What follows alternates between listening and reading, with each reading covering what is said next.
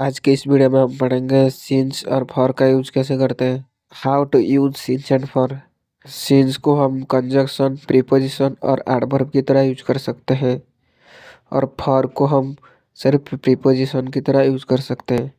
Scenes का मतलब होता है तब से, जब से, और फॉर का मतलब होता है के लिए। तो चलो आगे चलते हैं। तो student, don't use continuous tense और indefinite tense with scenes.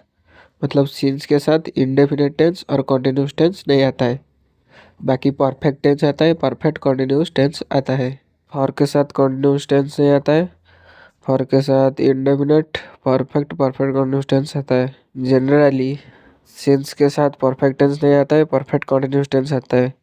For के साथ परफेक्ट आता है, परफेक्ट कॉन्टिन्यूस टेंस आता है जब रिजल्ट गिवन हो और वर्ब स्टेटिव हो। तो दोनों के साथ, सीन्स के साथ और फॉर के साथ परफेक्ट टेंस आता है, परफेक्ट कंटिन्यूअस टेंस नहीं आता है।